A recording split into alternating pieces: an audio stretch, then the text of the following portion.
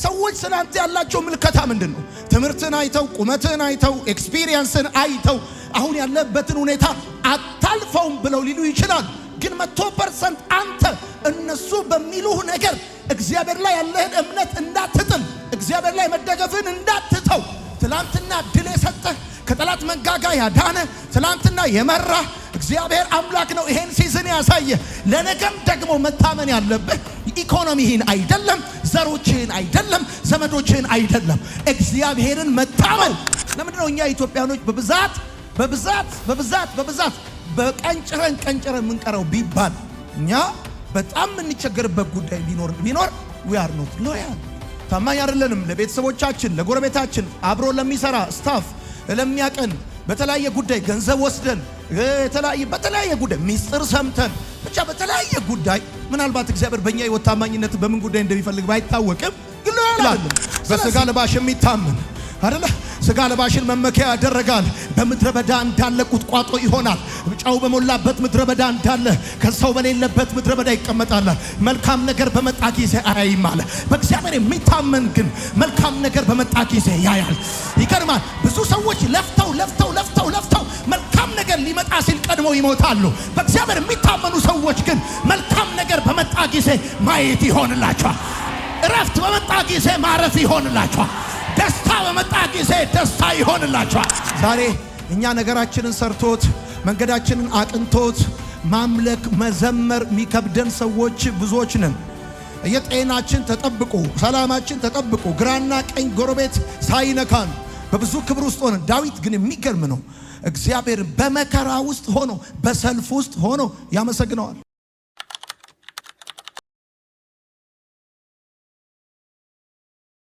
አያችሁ፣ የሰውን ነገር ከጥፋት ካስጣላችሁ እግዚአብሔር አምላክ እናንተን ከውርደት፣ እናንተን ከማጣት፣ እናንተን ከችግር እግዚአብሔር አምላክ ኔክስት ሲዝን ላይ እውነቴን ነው የምነግራችሁ፣ ኔክስት የሚለው ሲዝን የእናንተ እንደሚሆን አትጠራጠሩ። የሰው ነገር እየጠፋ ያያችሁ፣ የሰው ቤት እየፈረሰ ያያችሁ፣ የሰው ስም እየተበላሸ ያያችሁ፣ ወይም እናንተ ጋር ያለ አደራ ኃላፊነት እየተበላሸ እያያችሁ ጸጥ ብላችሁ ስታበቁ እዚህ መጣችሁ እንደ ታዛቢ አትሁኑ። ወይም ደግሞ ልክ እንደ ጸላይ አድርጋችሁ እግዚአብሔር በሰጣችሁ ኃላፊነት ላይ ጉዳዩ እናንተም ባይሆን you have to be loyal committed መሆን አለባችሁ። መጽሐፍ እንዳለ አትታበዩ፣ በኩራትም አትናገሩ፣ እግዚአብሔር አዋቂ ነው ስራውንም ይመዝናል አለ። አየ እግዚአብሔር በእያንዳንዱ ጉዳይ ላይ ሰውን ይመዝነዋል፣ ቼክ ያደርገዋል። ማን ያውቃል? አሁን በተቀጠርክበት ስራ ቦታ፣ አሁን ባለሽበት ቦታ ላይ እግዚአብሔር እየመዘነሽ እንደሆነ ቼክ ያደረገሽ እንደሆነ ማን ያውቃል? ወዳጆቼ በሚቀጥለው ሲዝን ቤተክርስቲያንን ፕላንት አድርገው ለትውልድ የሚሆኑ ሰዎች ዛሬ ለመሪዎቻቸው የጎን ውጋት ያልሆኑ ሰዎች ናቸው። ዛሬ በተሰጣቸው ዲፓርትመንት ላይ ሎያል የሆኑ ሰዎች ናቸው። በየትኛውም ጉዳይ ላይ በጣም የሚገርማችሁ ነገር ልንገራችሁ። በራሳችሁ ጉዳይ ከሆነ ክርር የምትሉት ያ ጥንቃቄ ነው እንጂ ታማኝነት አይደለም። ታማኝነት በሰው ጉዳይ ነው። ለዛውም ሰውየው በሌለበት ነው። ጻፉ፣ ሰውየው በሌለበት ነው ታማኝነት። ሰውየው በሌለበት ነው። ታማኝነት በብዙ ነገር አይደለም፣ በጥቂት ነገር ነው። ስለዚህ ታማኝነት ደግሞ ደሞዝ ይከፍላቸዋል። ለዚህ የእግዚአብሔር ቃል ሲናገር ዳዊትን አስመጣው፣ ከዛስ ቀባው። ስለዚህ ከዳዊት የምትማሩት የመጀመሪያ ነገር ታማኝነት ወዳጆቼ ሰውየው በሌለበት ነው የሚለውን ነው ጻፉ ያልኳችሁ። ያ እምነት የጣለባችሁ እናንተ ላይ እምነት የጣለባችሁ ልክ መሬት ላይ እንደተኛ ሰው ልክ እናንተን የተማመነባችሁ ነገሩን አሳልፎ የሰጣችሁ ምስጢሩን፣ ድካሙን፣ ጉድለቱን፣ ችግሩን ብዙ ነገሩን አሳልፎ የሰጣችሁ ሰው እሱ በሌለበት ከምክንያት በላይ የሆነ ህይወት ነው ታማኝነት። ጻፉ፣ ከምክንያት በላይ የሆነ ህይወት ነው። ዳዊት ከበቂ በላይ ምክንያቶች አሉት። ምን እንዲሆን? በጎቹ ሲበሉ ቆሞ ለማየት ወይም ደግሞ ከመጣው አደጋ ራሱ ለማሸሽ ሪፖርት ለማድረግ ዳዊት ከበቂ በላይ ምክንያቶች አሉት። ወዳጆቼ ታማኝነት ከምክንያት በላይ የሆነ ህይወት ነው። ከናንተ የሚጠበቅባችሁ ነገር ለማድረግ ያንን ህይወት ለማድረግ እና ዋጋ ከፍላችሁ የሌላን ሰው ጉዳይ ለማስቀጠል ስትሄዱ ዋጋ እንዳትከፍሉ ሊያደርጋችሁ የሚችል ከበቂ በላይ የሆነ ምክንያት የሚገርመው አባቱ ከውጭ እንደወለደው ይጠረጠራል። እኔም ይሄንን ከሚያምኑ ሰዎች አንዱ ነኝ። ከዚህ በፊት ያስተማርኩትን ስለ ዳዊት ስሙ። ዳዊት አባቱ ዳዊትን ያልጠራበት ብዙ ምክንያቶች አሉት። ግን በደንብ አርጋችሁ ስታስተውሉ አሁን ይሄ ልጅ የመጣው ነገር ቅባት ነው። የመጣው ሳሙኤል ነው። ወዳጆች ሳሙኤል ማለት በዛ ሲዝን ቃሉ ሕግ የሆነ ሰው ነው። ሳሙኤል ማለት የሳኦል ንግስና ዋና ምክንያት ነው። ያውቁታል። እስራኤል ጠቅላላ ሳሙኤልን ያውቀዋል። ሳሙኤል መጥቶ ታሪክ እንደ ድሮ አይሆንም። አሁን በጠቅላላ ሳሙኤል እሰይ ቤት ሲገባ ወዳጆቼ መቼም የመጀመሪያ ቀን ነው ዳዊት የረሱት ብላችሁ ብትሉኝ እኔ ብዙም አይመስለኝም። ለምን የተለመደ ነገር ያለ ይመስለኛል። ከዚህ በፊት የተለመደ የህይወት ስርዓት ያለ ይመስለኛል። ሳሙኤል በመጣ ቀን ዳዊት የተረሳበት ምክንያት ከምንም ተነስቶ አይደለም። ይሄ ልጅ በቤት ውስጥ ከቁጥር የማይገባ እዚህ ግባ የማይባል በጣም ምስኪን የሆነ ልጅ ነው። ደግሞ ተጠርቶ ሲመጣ አይኑ ያምራል አለ መጽሐፍ። ቆንጆ ነው ደግሞ መልካም ነው እና ራሱ ይገርመኛል። ታውቃለህ መልካም ልጅ ቆንጆዬ ልጅ በጣም የሚገርም እንደዚህ አይነት ልጅ ጥቂት ነገር ጠብቃለሁ ብሎ ደግሞ እኮ ይገርማቸዋል። እኔ በደንብ ከዚህ መንፈስ እየተማራችሁ እንደሆነ ስለማስብ ኤልያብ ምንድን ነው ያለው? ያባትህን አለው አንድ የሰው ነገር ነው፣ ሁለት ጥቂት በጎች፣ ሁለት ብዙ አይደለም ትንሽ ነው፣ ሶስተኛው በምድረ በዳ ትተህ አለው። ዳዊት ሰኞም ማክሰኞም ሁል ጊዜ ምድረ በዳ ነው የሚውለው። በምድረ በዳ ምንድነው ህይወት ካላችሁ ሐሩር ነው፣ ችግር ነው፣ ውሃ ጥማት ነው፣ ሳክሪፊሻሊ ነው የአባቱን ነገር ይጠብቅ የነበረው። በነገራችን ላይ እስራኤልና ፍልስጤም በገቡት በዚህ ጭንቅ ውስጥ በጎልያድ ምክንያት አባቱ ነው መልእክት ልኮት ወደዛ ሰፈር ሄደው ፈልጎ አይደለም። እና የሚገርም ነው ኮሚትድ ሆኖ ሰሚት አድርጎ በምድረ በዳ በማይመች ሁኔታ ውስጥ የአባቱን ጥቂት በጎች።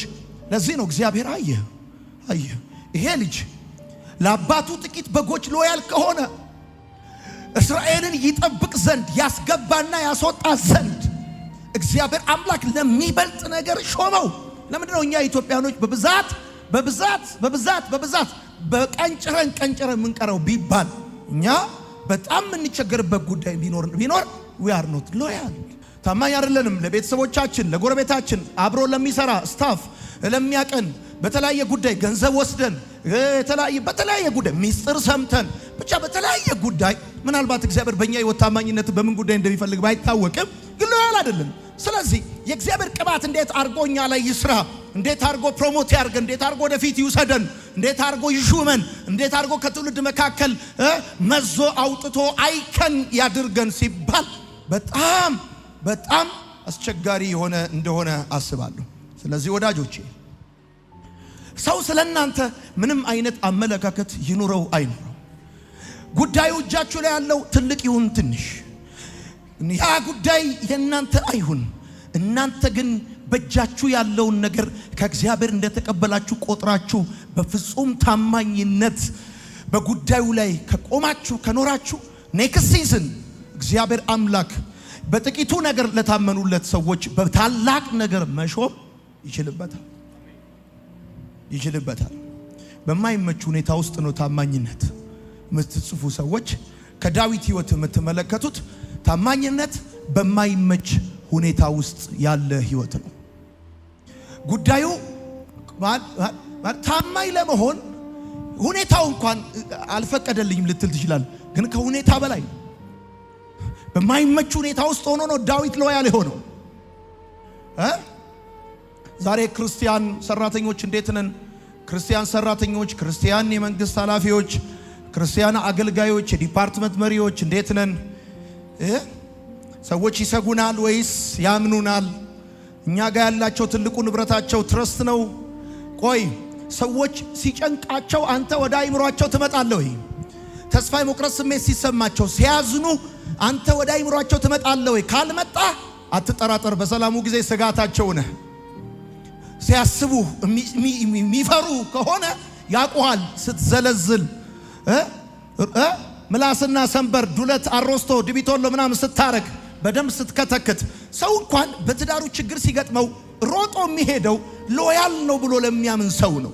ከችግር ያወጣኛል ብሎ ትረስት የሚያደርገውን ሰው ነው። ስለዚህ ሁኖስ ነገ እግዚአብሔር አምላክ ለሀገር፣ ለትልልቅ ካምፓኒ፣ ለትልልቅ ድርጅት፣ ለትልቅ ቤተክርስቲያን ይፈልጋል። ስለዚህ ኳይር ነህ፣ ኳይር ውስጥ ሎያል ሁን። አሸር ነህ ወይም ትምህርት ክፍል ነህ፣ ሎያል ሁን።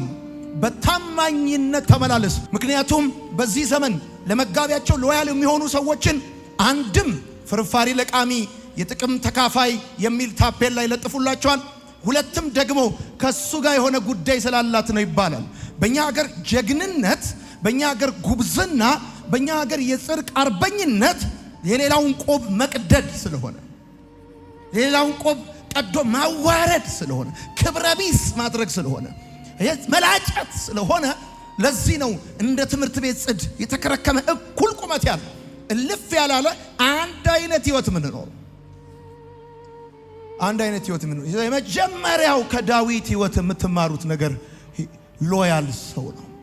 ሁለተኛው ንጉሥ ዳዊት በእግዚአብሔር ላይ የሚታመን ሰው ነበር።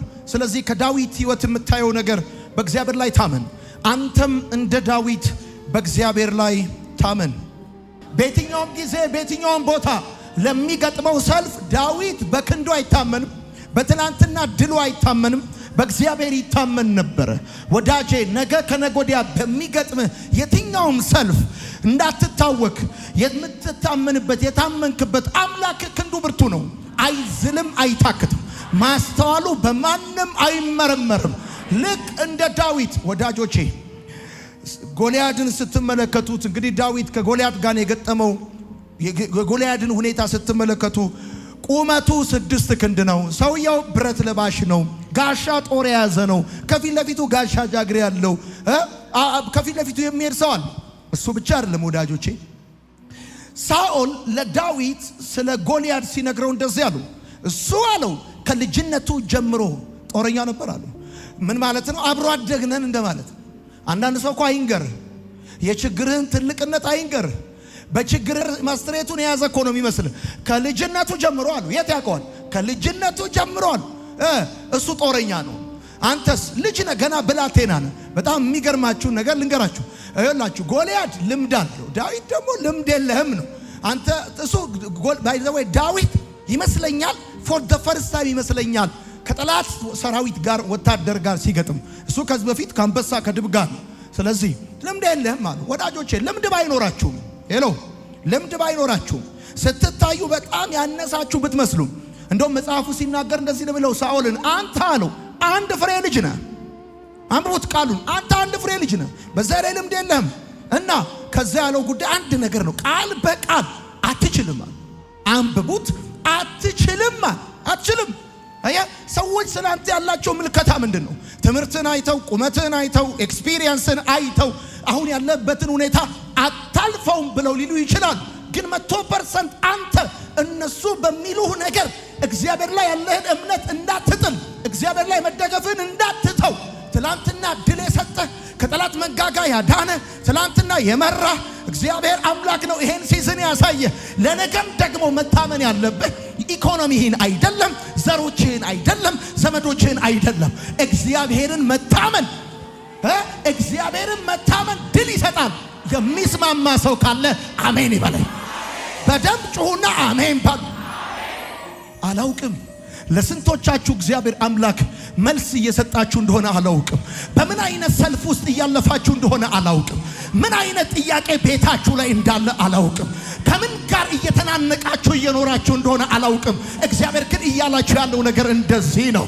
ትላንትናን አሳልፌ እንደሰጠኋችሁ ነገንም አሳልፌ እሰጣችኋለሁ። ትላንት እንደረዳኋችሁ ነገንም እረዳችኋለሁ። ትላንት እንዳገዝኳችሁ ነገንም አግዛችኋለሁ። ትላንት ክረምቱን እንዳሻገርኳችሁ የዚህን ዓመት ክረምት አሻግራችኋል። ይሄን ዓመት የልጆቻችሁን ትምህርት ቤት እንደከፈልኩ የሚቀጥለውንም ዓመት እከፍልላችኋለሁ።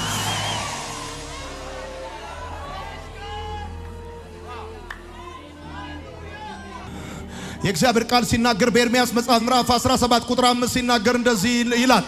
በሥጋ ለባሽ የሚታመን አይደለ? ሥጋ ለባሽን መመኪያ ያደረጋል። በምድረ በዳ እንዳለ ቁጥቋጦ ይሆናል።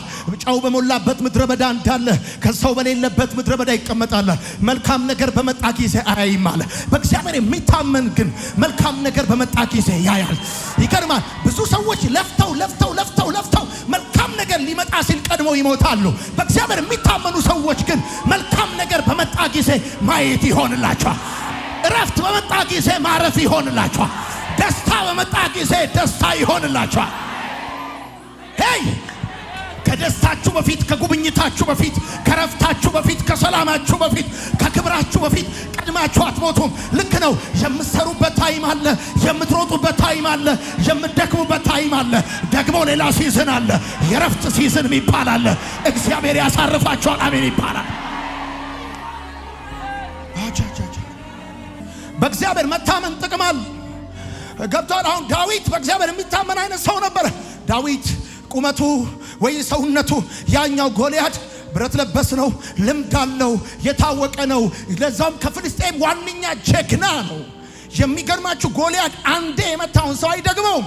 ቃሉ የሚለው እንደውም ጎልያድን ሲገልጠው ዋነኛ የፍልስጤም ጀግና ይለዋል። ብራዘር ከሰው ጋር መሆን በራሱ በእግዚአብሔር የመታመን ውጤት ነው። ታውቃል። ሰዎች አብረው ካሉ አብረው ያሉ አንተ ማግኔት ስለሆንክ አትራክት ስለምታደርግ አይደለም፣ ምንም ስለሚስብ አይደለም። ሄሎ ይሰማል ወይ? በእግዚአብሔር የማይታመን ሰው አለ። ሰው በሌለበት በደረቅ ምድረ በዳ ጨው ባለበት በዛ ይቀመጣል። አይ ከሰው ጋር መሆን በነገራችን ላይ ሀብታምን ብትሆን እኮ ሰው ባለበት ስትሆን ነው እንጂ ሰሃራ በረሃ ላይ ሀብታም ብትሆን ምን ያደርግልሃል? ቢያንስ አጠገብ ሆነው እርሶ እኮ ሀብታም ኖት የሚሉ ሰዎች ያስፈልጓል። የሚያጣጡ ሰዎች ያስፈልጋሉ። አብረው የሚያባሉ ያዘዝከው ምግብ የሚያባሉ ሰዎች ያስፈልጋሉ።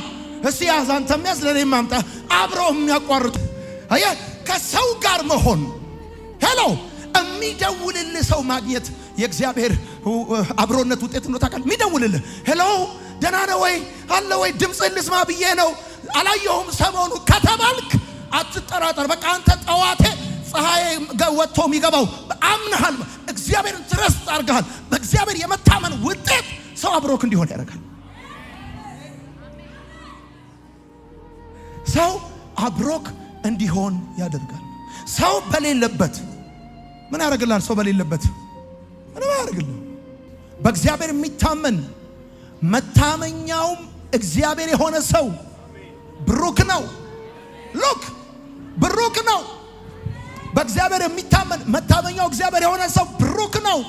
እና ምን አይነት ላይፍ ነው ያለው? this kind of life ይላል ፈረንጅ። ሙቀት ሲመጣ አይፈራም። ከዛስ ሙቀት ሲመጣ አይፈራም።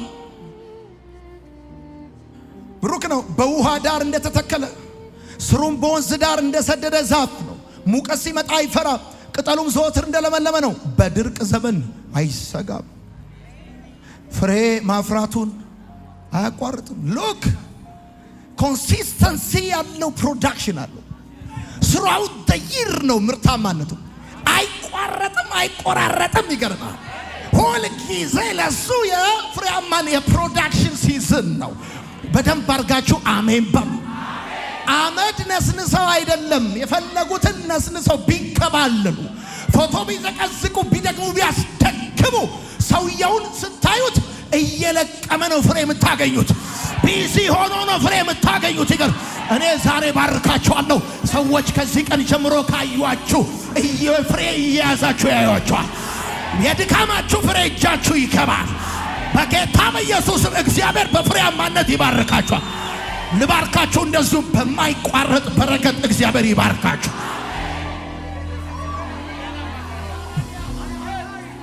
በጊዜውም ያለ ጊዜውም በሆነ በረከት። አሜን ነው ወይ? አሜን ነው ወይ? በጋም ቢሆን ክረምት፣ ጨለማ ቢሆን ቀን፣ በየትኛውም ሁኔታ አይፈራም አለ፣ አይሰጋም አለ። አይሰጋም። በእግዚአብሔር የሚታመን ሰው አይሰጋም። አሜን ነው። ከዳዊት ሕይወት የምትማሩት ሁለተኛው ነገር በእግዚአብሔር መታመንን ነው። አንተም እንደ ዳዊት በእግዚአብሔር ታመን። ሶስተኛ አንደኛ እንደ ንጉሥ ዳዊት በትንሽ ነገር ታመን። ሁለተኛ በእግዚአብሔር ታመን። ሶስተኛ በመከራ ውስጥ አምልክ። በማንኛውም ሁኔታ ውስጥ ዛሬ እኛ ነገራችንን ሰርቶት መንገዳችንን አቅንቶት ማምለክ መዘመር የሚከብደን ሰዎች ብዙዎች ነን። የጤናችን ተጠብቆ ሰላማችን ተጠብቆ ግራና ቀኝ ጎረቤት ሳይነካን በብዙ ክብር ውስጥ ሆነን ዳዊት ግን የሚገርም ነው። እግዚአብሔር በመከራ ውስጥ ሆኖ በሰልፍ ውስጥ ሆኖ ያመሰግነዋል። ወዳጆቼ ሁልጊዜ እናገራለሁ፣ ድምፅ ስላለ መዘመር የገቢ ምንጭ ሊሆን ይችላል። በመከራ ውስጥ መዘመር ግን ክርስትና ነው። በቻሌንጅ ውስጥ መዘመር ክርስትና ነው። በልባችሁ ተቀኙለት፣ አመስግኑት ይህን ጌታ፣ ባርኩት ይህን ጌታ። ከሁኔታው በላይ ከሰልፉ በላይ ከተግዳሮቱ በላይ የምትሄዱት እየዘመራችሁ ስለሆነ ተቀኙለት። በአዲስ ቅኔ በአዲስ መዝሙር ዝም ብላችሁ የሊሊን ብቻ የቤቲን ብቻ ወይ የመስፍንን ብቻ ወይ የተከስተን ብቻ ድገሙት አይደለም የተባላችሁት። ቤት መታ አልመታ፣ አማረ አላማረ፣ ቆንጆ ሆነ አልሆነ ይዳዝም ማተር፣ ነፍሳችሁ ለአምላካችሁ እንድትቀኝለት ለናንተ ከናንተም ይወጣ ለበጉ የሆነ ቅኔ ያስፈልገዋል። በቃ ዝም ብለ በለው መኪና እየነዳ በለው በእግር እየሄድክ በለው ታክሲ እየጠበክ በለው ተናገረው፣ አምላክን አመስግነው። ምስጋና ዘወትር ባፌ ነው በል። እንዴት ነህ ሲሉ እግዚአብሔር ይመስገን ደህና ነኝ በል። ሁሉ ሰላም ነው ወይ ሲሉ እግዚአብሔር ይመስገን ምስጋናው ዘወትር በአፌ ነው እንዳለ። ነገር ተበላሽቷል እንዴት ነው ሲሉ እግዚአብሔር ይመስገን በል። በለው እግዚአብሔር ይመስገን በል። እንደውም ሰበብ ፈልገህ የምታመሰግንበትን ርዕስ እንዲሰጡ አድርግ። ጠይቃቸው። ደህና ነህ ሲሉ እንደ ወታደር አለው አትበል። አለው ለወታደር ነው። እግዚአብሔር ፕሬዝ ጋድ ለተቀባ ለክርስቲያን ለተባረከ አምላኩ ቸርነት ላደረገለት ለዛ ነው። ኢየሱስ ክርስቶስ ጌታ ነው። ዛሬ ከኔ ጋር አምላኩን የሚያመሰግን ሰው ካለ በተቀመጠበት ያጨበጭባል። ለረዳው ለአምላኩ ለእግዚአብሔር ዘወትር ምስጋናው በአፌ ነው። ዘወትር ምስጋናው በአፌ ነው።